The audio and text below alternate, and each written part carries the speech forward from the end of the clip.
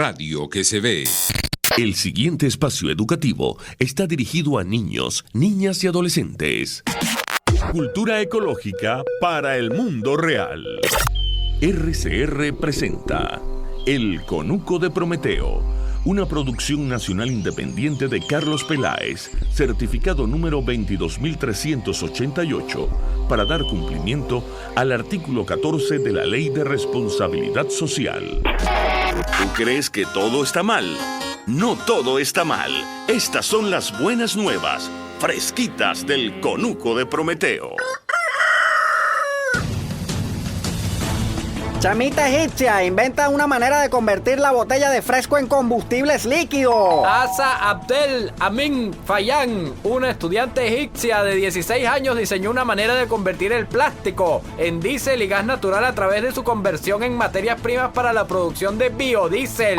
El proceso de convertir plástico en biocombustible no es nada nuevo, pero la adolescente descubrió un catalizador que lo hace mucho más eficiente, limpio y rentable, llamado bentonita de calcio.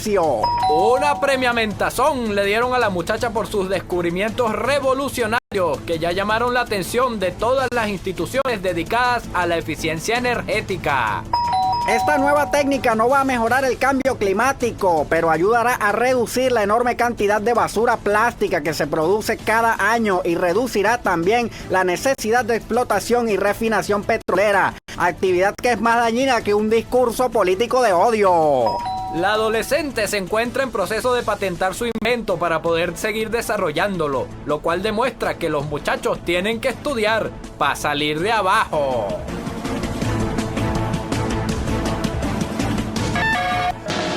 RCR presentó El Conuco de Prometeo, una producción nacional independiente de Carlos Peláez, certificado número 22388, para dar cumplimiento al artículo 14 de la Ley de Responsabilidad Social.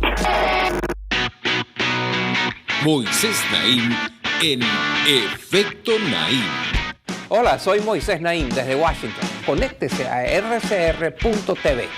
También nos puede seguir por @Efecto Naim en Twitter. Y estamos en Facebook y en Instagram. Y no olvide que puede disfrutar todos los contenidos del programa cuando usted quiera, suscribiéndose a nuestro canal de YouTube. Nos vemos en la radio. Los miércoles y viernes a las 7 de la noche. Solo por RCR 750 AM. Ellos sí que no saben nada. Y así nos va. El espacio donde se tocan los temas más candentes de interés político y nacional. Y así nos va.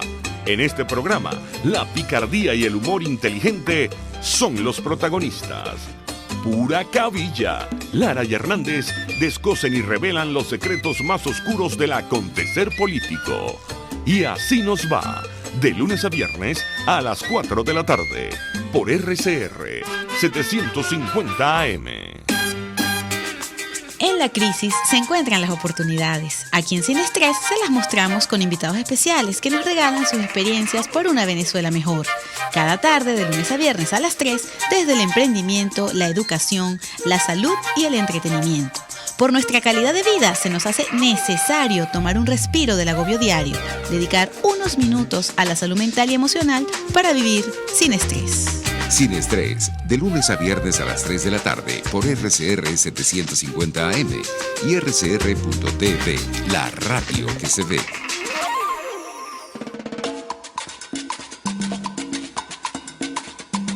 Fuerza que nos activa, fuerza que une a un país que quiere cambio. Mi nombre es Chuo Torrealba y estoy contigo desde las 5:30 de la mañana para que te enteres de todo lo que acontece dentro y fuera de un país en crisis, un país que quiere cambio y libertad.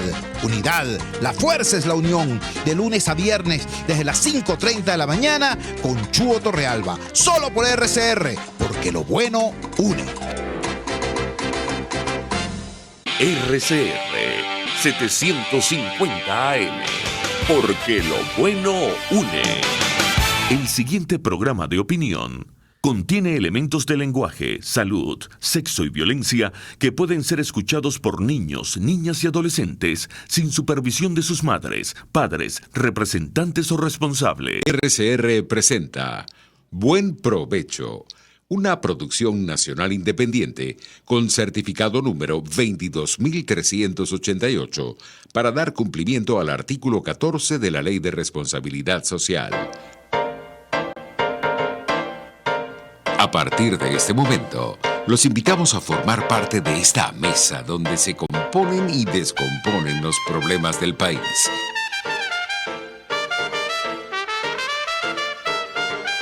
RCR presenta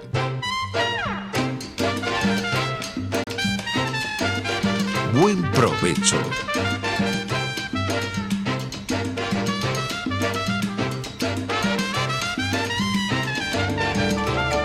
Psicología y Ciudadanía, con la psicóloga Marisol Ramírez. Buenos días, querida audiencia, ¿cómo están ustedes? Nosotros aquí encantados y contentos de poder estar de vuelta otro jueves, como todos los jueves, en este espacio y en esta pausa que necesitamos hacer durante el día, ¿sí? Después de una semana muy intensa y con muchas cosas en la ciudad y en el país, importante que nos detengamos pues a mirar distintas cosas. Yo, como siempre, les doy la bienvenida y sobre todo le agradezco muchísimo a quienes hacen posible que nosotros lleguemos, por supuesto, a sus puestos de trabajo, a sus teléfonos, a sus dispositivos. Si están en el carro solo oigan, después lo pueden ver, por favor. Y entonces le agradezco inmensamente en la dirección general de la estación a Jaime Nestares, en la gerencia de producción a Wilix Arcaya, en la producción de este espacio Carla Sons, en los controles a nuestro querido Ian Bururu Martínez y en la conducción esta servidora que siempre está aquí dispuesta y pendiente a conversar con ustedes, Marisol Ramírez. Les recuerdo que en lo particular nos pueden además encontrar y ver por nuestra plataforma digital rcr.tv, en Periscope también nos consiguen RCR750. No se olviden que el Twitter de la emisora es @RCR750 y mis redes personales, en Twitter, marirami, piso sic, y en Instagram marirami.sic. Además, con una buena noticia, como ya lo deben estar viendo y circulando, que a partir de esta semana, a partir de la próxima, vamos a estar en Instagram.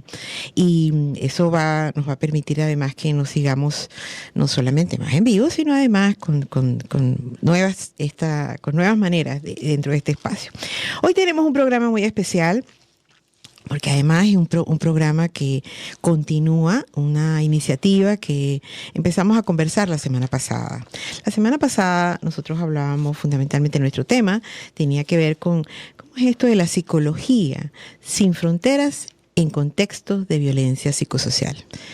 Y fíjense que es bien importante esto, porque hoy vamos inclusive a mirar cómo esto de la psicología sin fronteras tiene espacio en toda la región, en relación a distintos tópicos que nuestra región vive y, como digo yo, sobrevive. Hoy nos acompaña de vuelta un querido amigo, además nos acompaña por segunda vez el doctor José Manuel Besanilla, psicólogo, educador. Él es presidente y fundador, además, de Psicólogos Sin Fronteras México. Entonces, fíjense dónde comenzamos con esto de la psicología sin fronteras, ¿no? Actualmente, además, él está desempeñándose en el área docente y en el área de investigación. Él es egresado de la Universidad del Valle de México, especialista en psicoterapia de grupos y psicodrama. Además, él trabaja, tiene una maestría en Ciencias de la Educación Familiar, como les decía, es presidente del capítulo Psicólogos Sin Fronteras México y sobre todo en este momento es muy importante destacar su larga trayectoria como docente a nivel universitario y varios libros que tienen fundamentalmente como área todo lo relacionado con los derechos humanos, el tema de la tortura y los trastornos mentales que se dan a partir de ello. Este amplio y vasto currículum, que me he quedado corta, es para darle la bienvenida entonces a José Manuel, que lo tenemos en pantalla. José Manuel, buenos días. Hola, muy buenos días, Marisol, muy buenos días allá en Venezuela. desde acá de México, y antes que nada una disculpa por el imprevisto de la semana pasada. Fue una pequeña emergencia médica que ya está resuelta. Ah, qué bueno, qué bueno. Me alegra mucho que sea así y me alegra mucho además que te sientas mejor. José Manuel, la semana pasada, y retomemos por allí, empezamos a conversar cómo es esto de, fíjate, la psicología sin fronteras, ¿sí? En relación a todo este tema de la violencia psicosocial.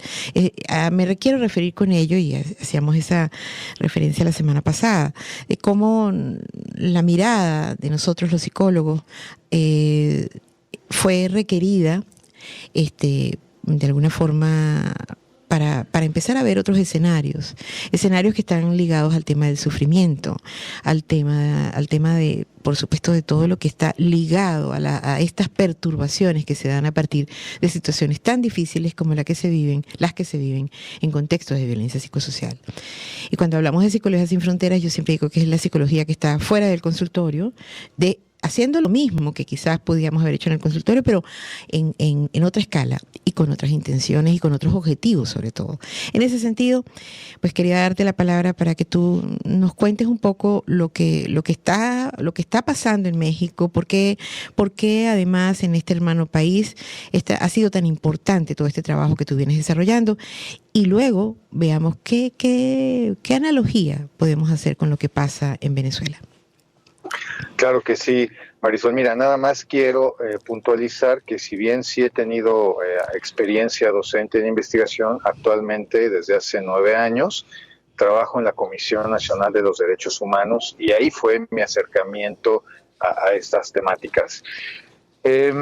Mira, aquí en México, bueno, ahora estamos consternados por el homicidio de una pequeña niña que se perdió desde el 11 de febrero. Y apareció muerta, pero lamentablemente es un signo más de la profunda degradación social que enfrentamos desde hace 50 años en México, y de violencia exacerbada por lo menos desde hace 18, como yo mencionaba la semana pasada. Y efectivamente esto nos llevó a los psicólogos a acercarnos a este sufrimiento desde este imperativo ético de servicio y de atención, desde este compromiso que heredamos de la medicina, del juramento hipocrático, y de atender al que sufre, ¿no? De atender al que sufre y sin hacer daño. Y yo quiero compartir que para nosotros la Psicología Sin Fronteras es una posición de entender y de mirar, porque reflexionando sobre cómo fuimos construyendo nuestra psicología acá en México y mirando un poquito a nuestros hermanos de todo el continente iberoamericano, pues también somos formados de manera colonialista, ¿no? Nuestras referencias son europeas, nuestras referencias son norteamericanas. Así es. Y aquí en el continente, en la región, hay una gran producción de conocimiento y de reflexiones, desde Ignacio Martín Baró hasta muchos otros. ¿Cómo no? Muchos otros. Y no nos los enseñan en la universidad, ¿no? Así mismo es.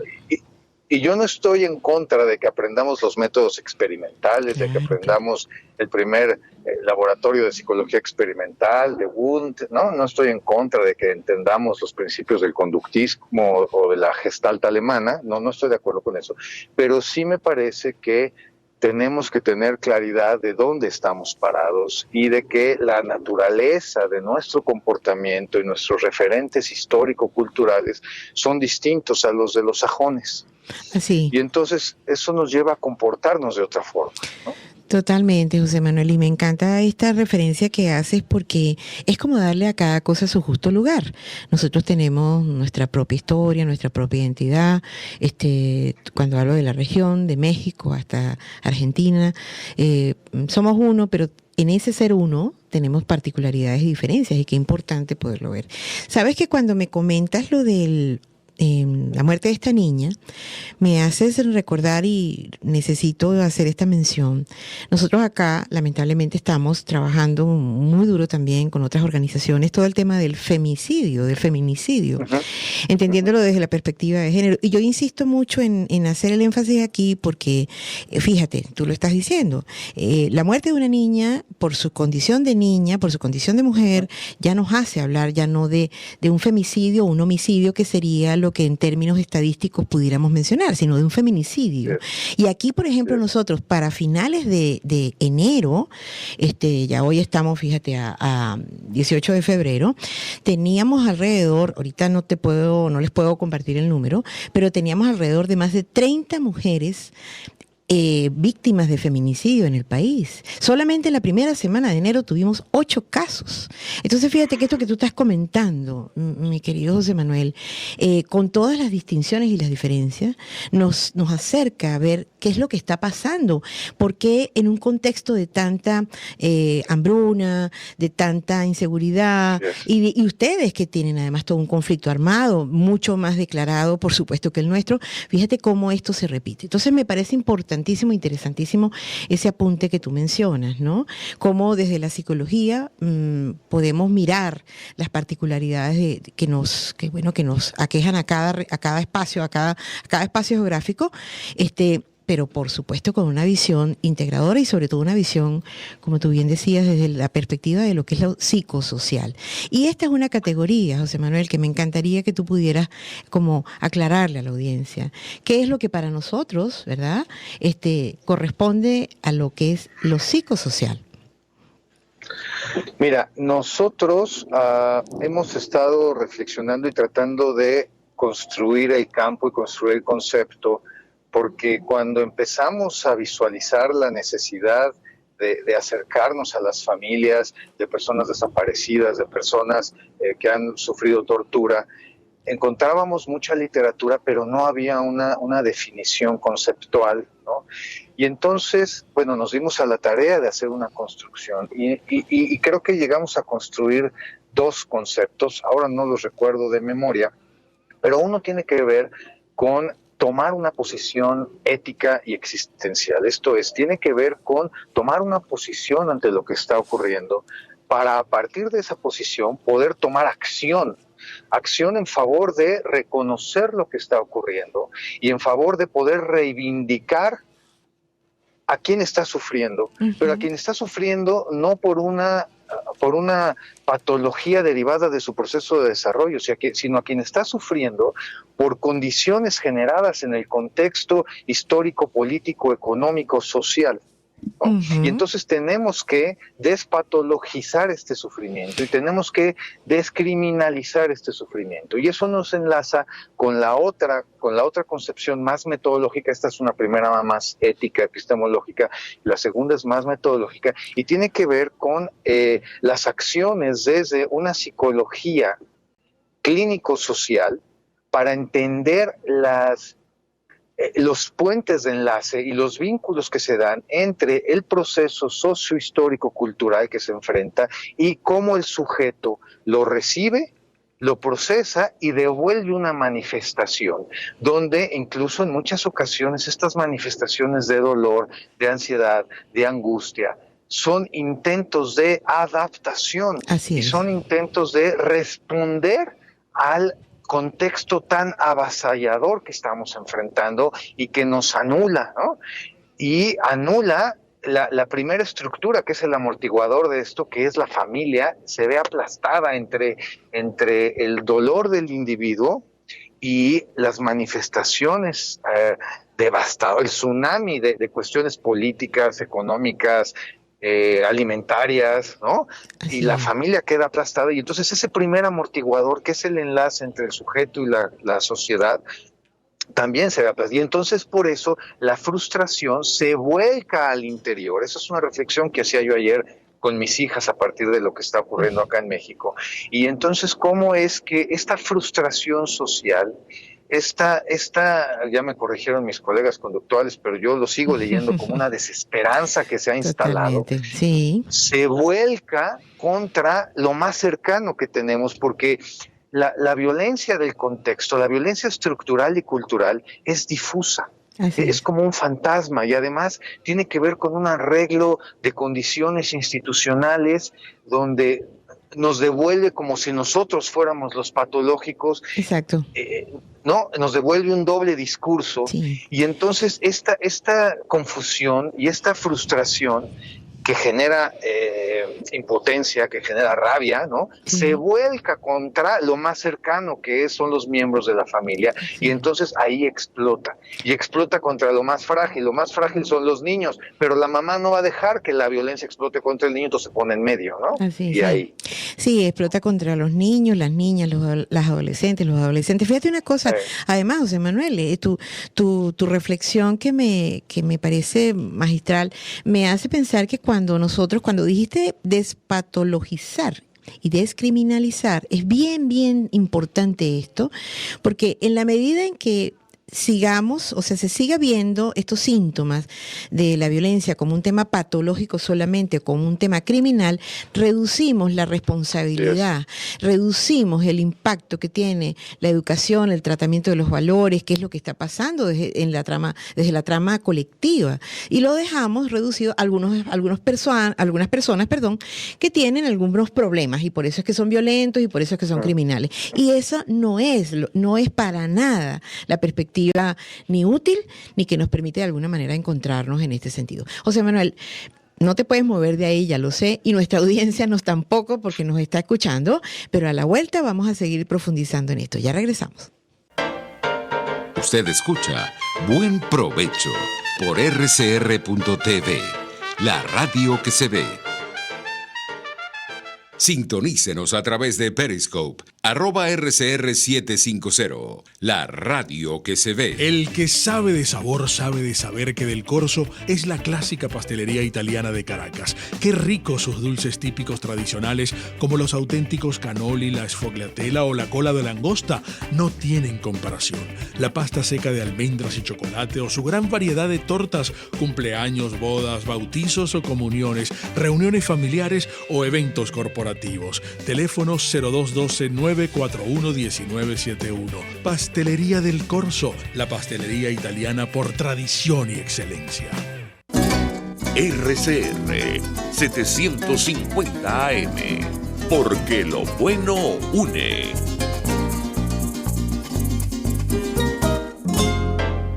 Los grandes temas se debaten en la mesa. Buen Provecho por rcr.tv, la radio que se ve. Y síganos en Twitter, @RCR750. Aquí estamos de vuelta, queridos amigos, queridas amigas, con nuestro querido colega José Manuel Besanilla desde México. Además, en esto de acompañarnos manejando, pero manejando con mucha seguridad. Así que hagan ustedes lo mismo. Si nos están oyendo, mire, atentos, pues solo nos oyen.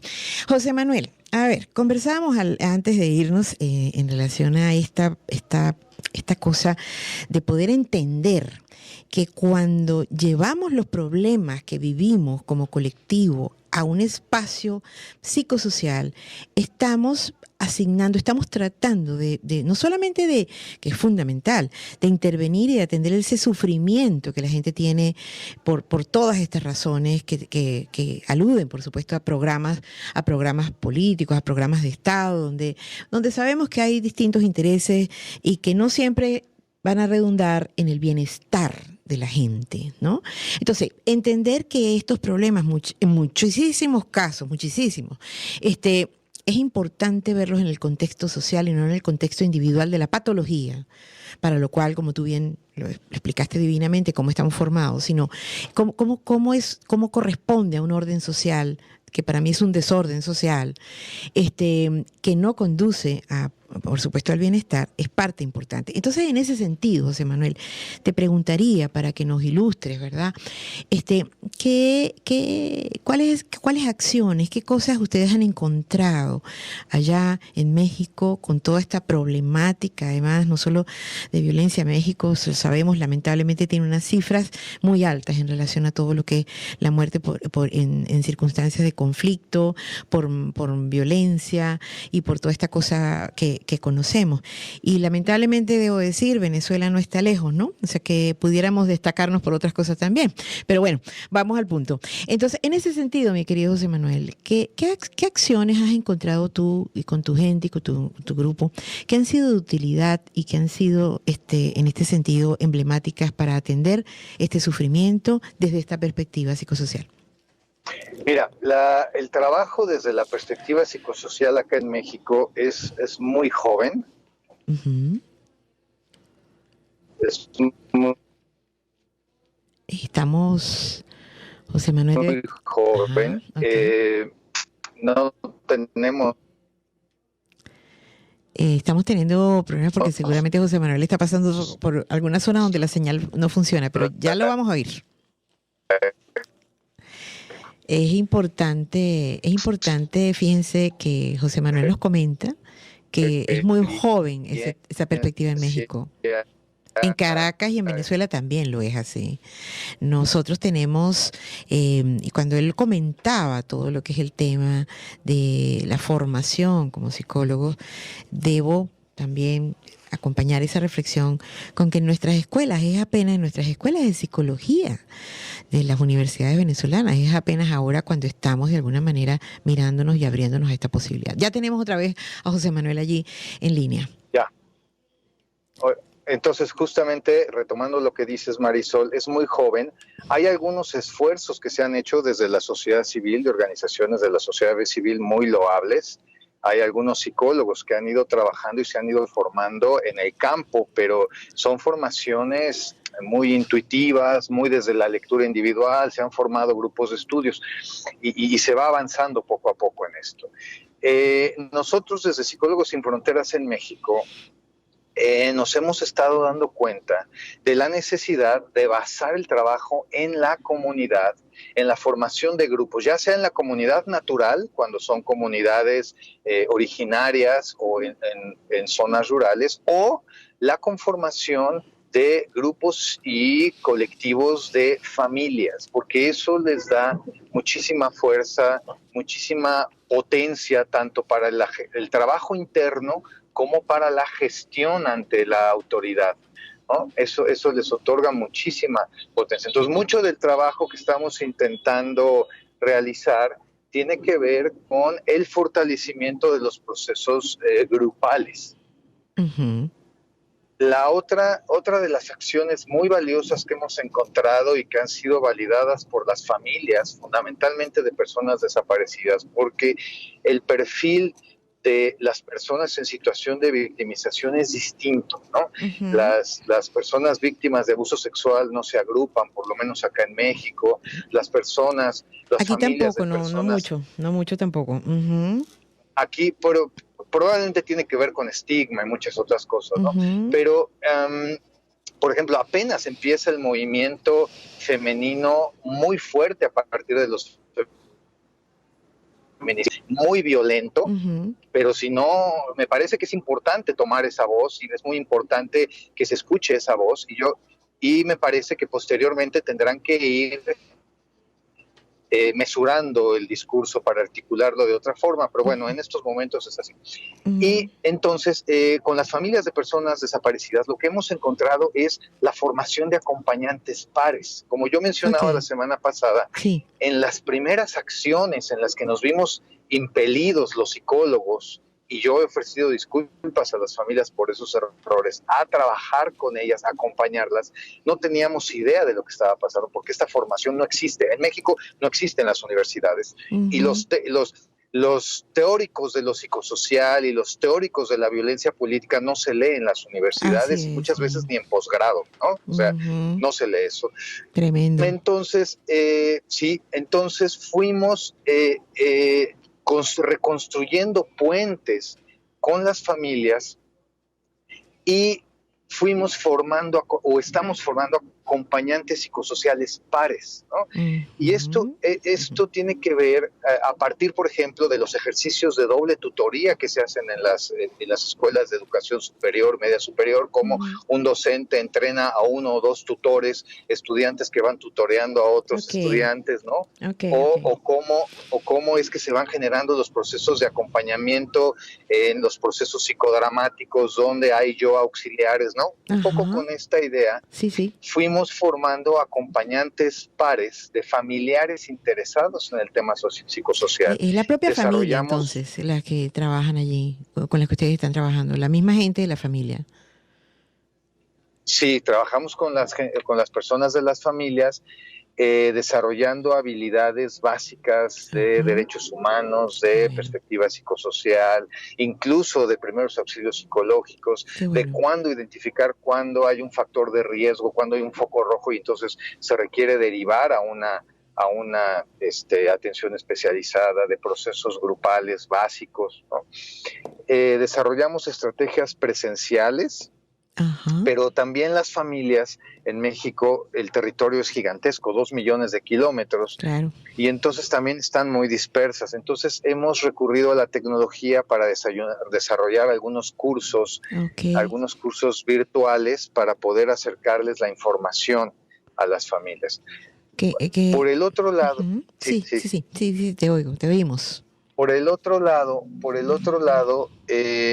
esta asociación de familias que se llama Uniendo Cristales, que está vinculada con el núcleo organizador de las familias de personas desaparecidas a nivel nacional, se dieron cuenta que las familias, con base en el apoyo social que tienen, con base en los vínculos con otros colectivos y con base en el tiempo que va pasando desde la desaparición, porque lamentable y tristemente aquí hay familias que tienen, desde la Guerra Sucia de los 60s o 70s, pero de la época más reciente, hay personas que tienen más de 10 años buscando a su familia y no hay una respuesta del Estado. Y entonces nos dimos a la tarea en conjunto de construir algo que ellas le han llamado etapas psicosociales, ¿no? Para entender, y ellas han ido construyendo la categoría, por ejemplo, de la búsqueda, pero la búsqueda en campo, la búsqueda política, la búsqueda mediática, la búsqueda de verdad y justicia, ¿no? Ellos tipifican así las búsquedas. Y entonces, ¿cuáles son las necesidades de las familias en las distintas etapas en las que se van pasando, ¿no? Hasta de ser una víctima completamente desorganizada, ¿no? Hasta poder llegar en la última etapa a ser un activista político-social. Es muy importante lo que mencionas, José Manuel, porque es como, fíjate, darle un sentido a algo que no tiene ningún sentido, como es la desaparición de un familiar, darle un sentido a ese sufrimiento que no tendría por hambre, por falta de oportunidades, por inseguridad ciudadana, que no tendría por qué ocurrir, pero es darle un sentido donde al final la gente se encuentra y se une, ¿no? Para no solamente para aliviar, para paliar este sufrimiento, sino también para encontrar estrategias organizativas que permitan la vigilancia y el cuidado, la evitación, digámoslo así, de estos sucesos, ¿no? El tener digamos, como unos criterios de acción para poder también advertir cuando estas cosas amenazan a las comunidades, ¿no? Y fíjate que tú decías cómo coincidimos en que esta formación es joven en México, también lo es acá. Lastimosamente coincido contigo con que muchos de estos materiales que nos ilustran toda esta visión no se leen, pero qué interesante, porque fíjate, en contextos como el que ustedes viven, 300, tú hablabas la semana pasada de 300 muertos y 300 desaparecidos más que otra cosa, como la última cifra, ¿no? Gente que 61,000 desaparecidos en 12 años. En 12 años, imagínate tú, o sea que esta cifra es un piquito nada más del problema, de la punta del iceberg, ¿no? Y nosotros encontramos aquí, por ejemplo, lo que te acabo de comentar en relación con los feminicidios y la cantidad de niños que se mueren por falta de alimentos, y esto además repercute en 2 generaciones, por lo menos los estudiosos en el área de la nutrición, en dos generaciones, digamos, como no vamos a decir que totalmente perdidas, pero muy deterioradas en todo lo que es su desarrollo cognitivo y su desarrollo psicológico y sobre todo humano, ¿no? Entonces tú te das cuenta que en contextos como este, de mucho sufrimiento, surgen oportunidades como esta de poder no solamente revisar lo que desde el punto de vista profesional somos, que ya es bastante, sino también organizarnos, ¿no? En función de acciones mucho más integradoras, mucho más útiles y sobre todo que le brinden una particularidad a la realidad de la gente, donde la gente se siente que aún afectada tiene oportunidades de hacer otras cosas con este sufrimiento. Yo siento que eso es una de las cosas más importantes, que, por ejemplo, tú hablas de acompañamiento psicosocial en pares. Y nosotros, por ejemplo, aquí encontramos que lo comentábamos la semana pasada, dentro del programa de acompañamiento psicosocial que tenemos, justamente lo que buscamos es que la gente que está en la comunidad se apersone y se entrene en muchos de los conceptos, primero auxilio psicológico, comunicación empática, todas estas cosas. Obviamente estamos también requiriendo, y ahí es importante, toda esta información que ustedes manejan ya en casos tan específicos como lo es la tortura, porque lamentablemente ese también empieza a ser un problema importante en Venezuela, en nuestro país.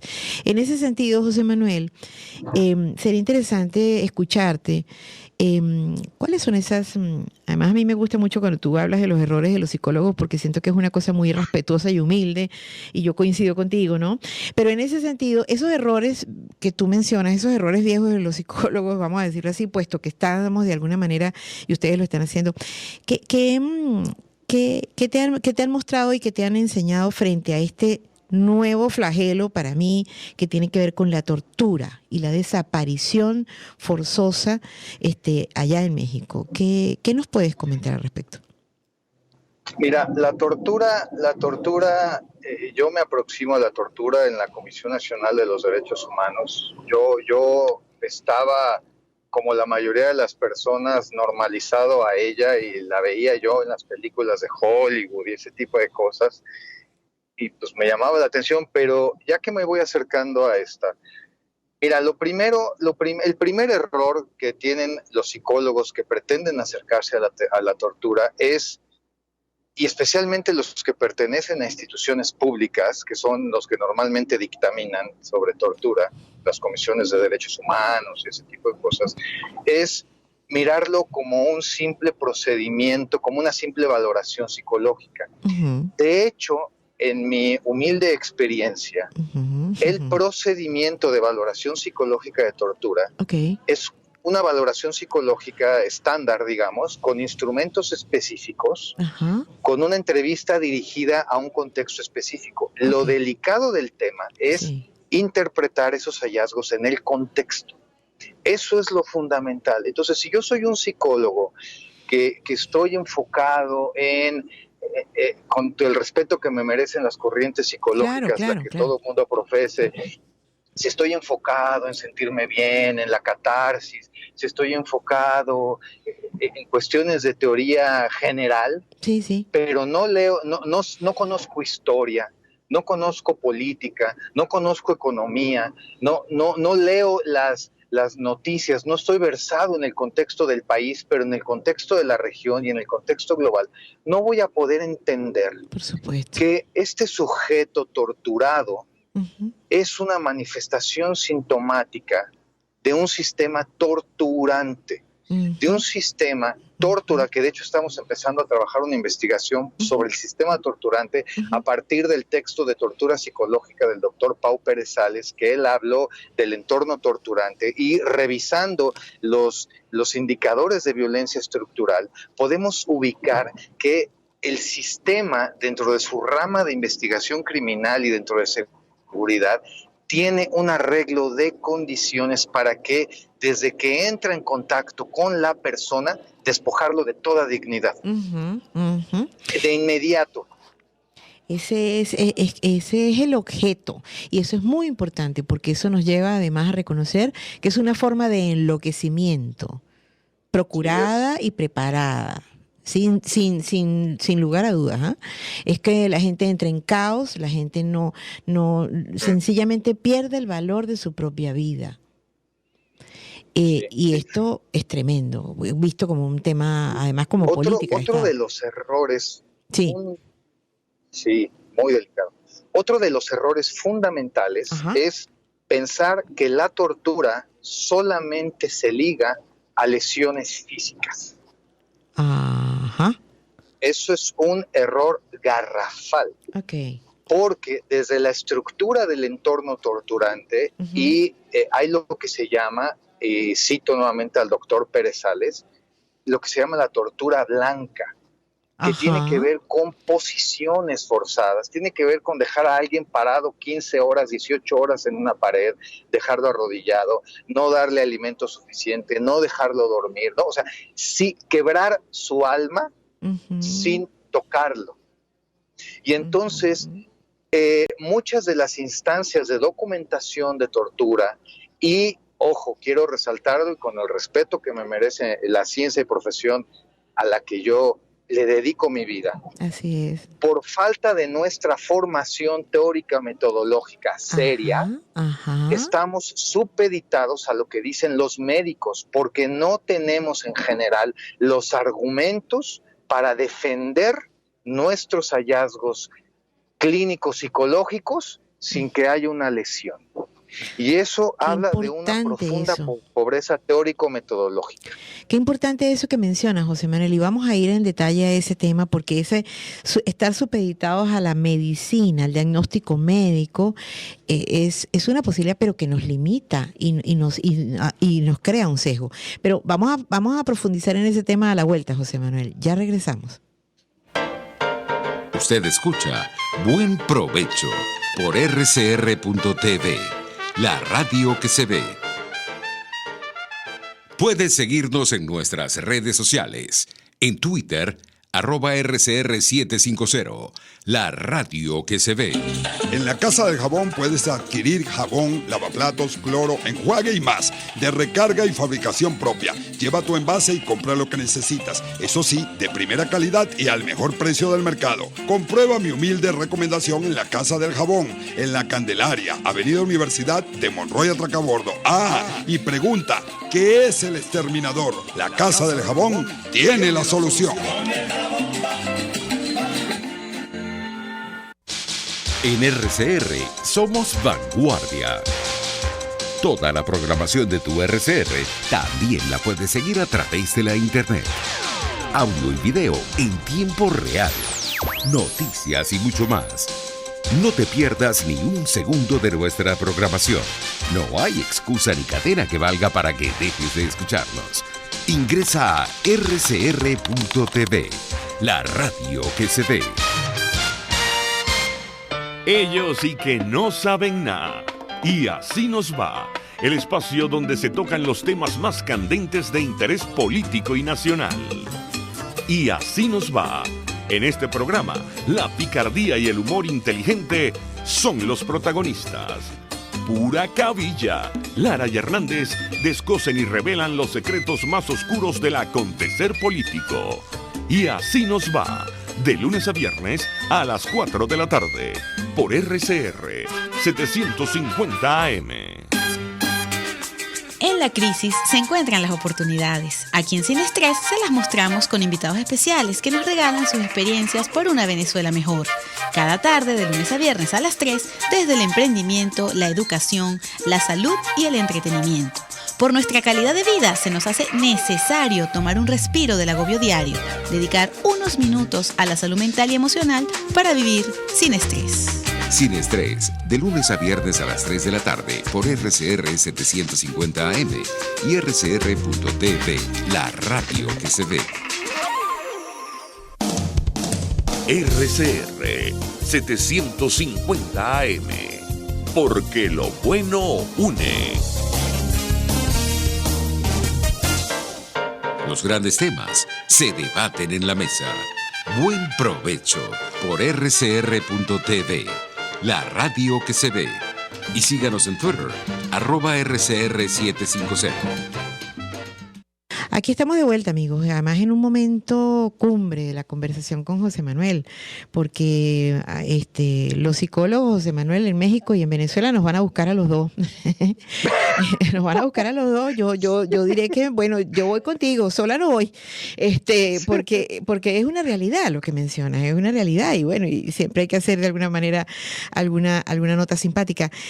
No estamos formados, y qué importante lo que mencionaste. El diagnóstico psicológico está supeditado siempre al diagnóstico, a la clínica médica, porque lamentablemente, como tú bien decías, nos faltan elementos, nos faltan criterios y sobre todo, como bien lo dijiste, nos falta formación. En este sentido, José Manuel, fíjate, ¿cómo están haciendo entonces ustedes para ir? ¿Cómo ha sido ese proceso de optimizar esta falla, este vacío? ¿Cómo lo han ido ustedes trabajando? Porque tú mismo tienes además tienes un libro estupendo en esa área y esta investigación que me estás mencionando habla mucho de eso. ¿Cómo han hecho ustedes para equiparar ese vacío? Pues mira, realmente el campo de los psicólogos que se acercan a la tortura es reducido. La mayoría suelen ser psicólogos forenses, y ahora, como desafortunadamente el tema ha estado de moda a partir de la publicación de leyes aquí en México específicas sobre el tema, de protocolos de los tribunales, de los altos tribunales constitucionales y todo eso, bueno, muchos son psicólogos forenses, muchos han tomado cursillos sobre protocolo de Estambul. En alguna ocasión nosotros inauguramos el diplomado en valoración psicológica de la tortura y protocolo de Estambul en la primera universidad pública en México, en la Universidad Autónoma del Estado de México, en la Facultad de Ciencias de la Conducta. Y en algún momento tuve contacto con el doctor Pérez Sales y lo invité para que viniera al diplomado a impartir una charla o algo. Desafortunadamente por agenda no le fue posible, pero él mencionaba que las instancias internacionales, entiéndase el IRCT, entiéndase la ONU, entiéndase el Comité Internacional de la Cruz Roja, no estaban queriendo certificar a los psicólogos mexicanos. Y aquí hay una paradoja, porque los juzgadores, los jueces piden certificaciones, pero en México no hay certificaciones. Caramba. Y los organismos internacionales no han querido certificar, porque muchos de los psicólogos que se certificaron en un primer momento utilizaban las certificaciones para manipular las conclusiones de los dictámenes. Wow. ¿No? Y entonces, bueno, pero a partir de que se implanta en México en 2004, 2005 el protocolo de Estambul, y se hace todo un trabajo en 2007, el Alto Comisionado de las Naciones Unidas publica un libro sobre la adaptación del protocolo de Estambul en México. Pues ya es nuestra responsabilidad hacernos cargo de eso. Y entonces, lo que hemos intentado hacer es compartir la mayor información posible sobre el tema con la humilde experiencia que tenemos. Construimos un diplomado en línea, que incluso ahorita no está en línea porque ya lo hice yo, lo diseñé yo, y ya lo pasé a Psicólogos Sin Fronteras, entonces está en un proceso de rediseño un poco más formal, pero bueno, este primer diplomado en línea era gratuito completamente, porque a mí me parece que estos temas tienen que llegar al mayor número de personas, y al mismo tiempo empezamos a impartir esta diplomatura en una universidad del interior del país, que está muy cerca a la capital. Y abrimos 2 generaciones, y ahorita estamos trabajando con la Facultad de Psicología de la Universidad Nacional Autónoma de México para abrirlo nuevamente ya a nivel de la Universidad Nacional. O sea, tenemos que formarnos. Formación. Esa es una palabra clave. Formación. Así es, ¿no? Leer un libro ayuda, hacer un grupo de estudio ayuda, eso es muy bueno, pero no necesariamente tenemos la experiencia de campo, y no necesariamente la perspectiva psicosocial es inter y transdisciplinaria. Y entonces, si yo estoy solo con mi formación de base, sea social, sea clínica, y no escucho las otras miradas, y no tengo la mirada de los abogados, no tengo la mirada de los internacionalistas, no tengo la mirada de los sociólogos, no tengo la mirada de otros profesionales, también voy a estar imposibilitado a comprender la magnitud del problema. Así es. Y entonces los psicólogos tenemos que salir de nuestra torre de cristal y tenemos que salir de nuestro diván, tenemos que dejar de hacer psicología de bata y psicología de diván. Ese es un lugar muy seguro. Sí, sin duda. Es un lugar muy seguro, ¿no? Pero no es lo que los tiempos históricos nos demandan. Estas recomendaciones, porque se tornan recomendaciones las cosas tan estupendas que estamos compartiendo contigo, José Manuel, para nuestros colegas que nos escuchan y que nos escuchan aquí en todo el país, y inclusive fuera, porque como bien sabemos y siempre lo comento, este es un programa que luego, esta entrevista es un programa que está a la disposición de la audiencia una vez que terminamos acá para ser escuchado tantas veces quieran. Así que va a ser importante, casi que esto es una clase magistral. Pero hay una cosa importante, mi querido José Manuel, que te quiero preguntar. En tu experiencia tan amplia y tan vasta, yo te pediría dos cosas que le pudiéramos recomendar a los psicólogos venezolanos. Hemos compartido tú y yo en otro espacio, he ido, y además reconozco tu preocupación por todo lo que nos pasa en Venezuela y por eso es que estás aquí con nosotros. Tú bien sabes, este programa tiene como título Psicología y Ciudadanía, porque como en Psicólogos Sin Fronteras hemos entendido esto que tú acabas de decir. La psicología tiene que salir del consultorio, de la bata, a algunos del diván y afines, ¿no? Entonces yo te pediría, mi querido José Manuel, dos recomendaciones, para nuestros colegas que nos escuchan, en este sentido, porque la idea es despertar en ellos esta sensibilidad. ¿Qué les dirías? Y luego te voy a poner otro compromiso mayor, no te preocupes que no te escapas. Pero empecemos por este. Mira, lo primero sería agruparnos. Hay que acercarnos, hay que romper la frontera de las posiciones teóricas, hay que romper la frontera, trascender la frontera de las universidades, ¿no? Que somos muy celosos de nuestras formaciones, y eso está muy bien porque nos da postura, nos da una posición, pero estos tiempos exigen que nos juntemos, que conformemos grupos de estudio, que conformemos grupos de trabajo, porque la práctica suele ser muy solitaria, suele ser muy, muy solitaria, y el contexto que enfrentamos es terriblemente avasallador. Entonces, lo primero es agruparnos y encontrarnos con otros para abrir puentes de diálogo, porque si nosotros, entre nosotros, no podemos dialogar, ¿cómo vamos a poder dialogar con el otro sufriente? ¿Sí, no? Y lo siguiente es formación. Tenemos la obligación y la responsabilidad de estar tanto o más formados como los médicos, porque nuestro objeto es invisible, nuestro objeto es intangible, ¿no? Ellos ven una pierna rota, ellos ven un corazón dañado, ellos ven, ¿no?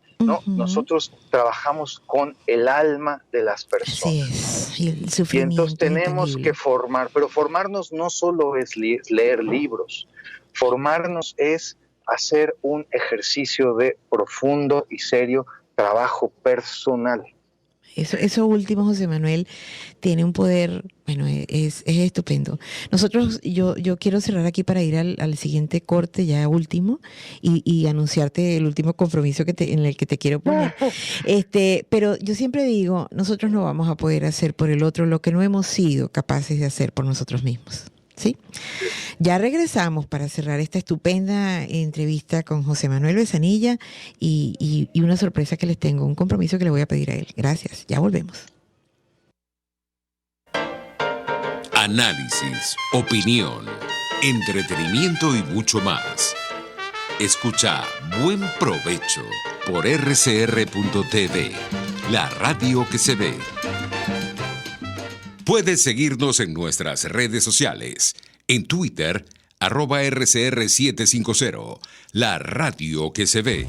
Un Mundo Sin Mordaza, organización que promueve y defiende los derechos humanos a través del arte y la cultura, informa. De acuerdo con la Organización de Naciones Unidas, los derechos humanos son los que toda persona posee desde su nacimiento, sin importar raza, sexo, nacionalidad o religión. Entre ellos se encuentran los derechos civiles y políticos, como el derecho a la vida, y los derechos económicos, como el derecho a la salud y a la educación. Somos Un Mundo Sin Mordaza, organización que promueve y defiende los derechos humanos a través del arte y la cultura. Les habla Claudia Macero y los espero todos los jueves a la 1 de la tarde en Contigo Liberalmente, un espacio cultural, dinámico e irreverente para escucharnos y debatir ideas junto a jóvenes que creen y defienden la libertad. Contigo Liberalmente. Todos los jueves a la 1 de la tarde por rcr.tv, la radio que se ve. Los grandes temas se debaten en la mesa. Buen provecho por rcr.tv, la radio que se ve. Y síganos en Twitter, @rcr750. Bueno, aquí estamos, queridos amigos, queridas amigas, ya para cerrar el programa del día de hoy, que ha sido mejor imposible, José Manuel. De verdad que yo estoy aquí como los niños ante las vidrieras de la juguetería, bueno, de otro tiempo atrás. Y fíjate, José Manuel, quiero cerrar este programa contigo, esta entrevista contigo. Como te dije, este programa se llama Psicología y Ciudadanía. Y si bien es verdad que lo escuchan colegas y otros profesionales del área social que están muy interesados en todo lo que aquí se discute, porque hemos entendido que la psicología funciona y necesita alinearse con los procesos ciudadanos para poder construir los espacios, los países y las convivencias como convivencias humanas que necesitamos en relación a nuestros sueños y en relación a nuestros procesos particulares. El compromiso último que te quiero pedir es, ¿qué le dirías tú a esa gente que no es psicóloga, que no es psicólogo, que nos está escuchando y que ha oído todas estas cosas tan especiales y tan sentidas de tu parte? ¿Qué le dirías tú a esta gente que sufre, a esta gente que busca una ayuda, que se acerca a este programa? Porque a veces piensa que aquí vamos a dar recetas, porque hay muchos colegas que lo hacen aún, de recetas acerca de... Y yo no digo que las recetas sean malas, ¿no? Para nada. Pero podemos hacer muchas otras cosas. Y en ese sentido, te invitaría a que nos dejaras un mensaje de esperanza a esta gente que nos escucha en relación a todo este trabajo que estás llevando adelante. Mira, nosotros, los seres humanos, somos seres grupales, ¿no? Y la lógica neoliberal, la lógica de violencia estructural, la lógica colonialista, lo que ha hecho es separarnos. Así. Es fundamental regresar a nuestros grupos primarios, fundamental rescatar nuestra cultura ancestral. Si bien nosotros somos mestizos, casi todos, hay muchos que no, pero la mayoría somos mestizos, y entonces somos un sincretismo de cultura, de cultura originaria con cultura europea, y eso nos da mucha riqueza si lo sabemos aprovechar. Y entonces hay que regresar a la base comunitaria, hay que regresar al barrio, hay que regresar a la tradición de los abuelos, hay que regresar a nuestro contacto con nuestras raíces para poder tener la fuerza y la potencia de contrarrestar la demanda consumista imperialista. ¿No?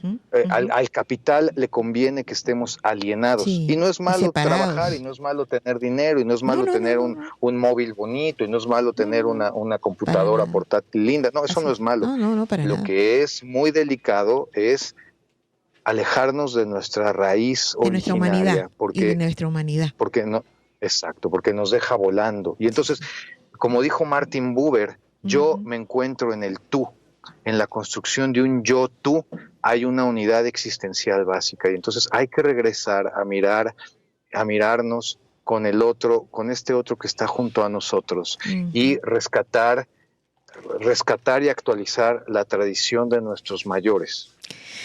José Manuel, somos uno siendo todos. De verdad que yo no tengo palabras para agradecerte este viaje. Te hemos acompañado en este viaje hasta tu lugar de trabajo, y no tengo palabras para agradecerte de verdad esta oportunidad que nos has dado de escuchar todo este contenido tan magistral y tan sencillo que además nos has podido brindar. Así que te comprometo en serio a que volvamos a conversar con toda esta gente que nos escucha en otro momento sobre muchos de estos temas que tú estás trabajando. De verdad que muy agradecida.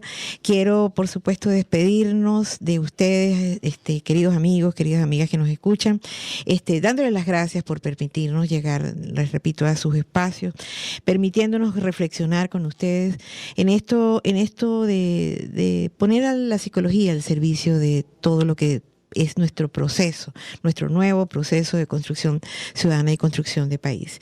Y por ello quiero agradecerle a Jaime Nestares en la coordinación general de la estación, a Wilix Arcaya en la gerencia de la producción, a Carla Sons en la producción de este espacio, a nuestro queridísimo Ian Bururú Martínez, que nos acompaña aquí en los controles haciéndonos señales cuando corresponde, y en la conducción de este programa, por supuesto, a esta servidora que está aquí siempre para escucharlos, para mostrarles y para que reflexionemos juntos. Y como bien dijo José Manuel, somos uno siendo todos. Que tengan ustedes una feliz tarde y sobre todo un buen provecho. RCR presentó Buen Provecho.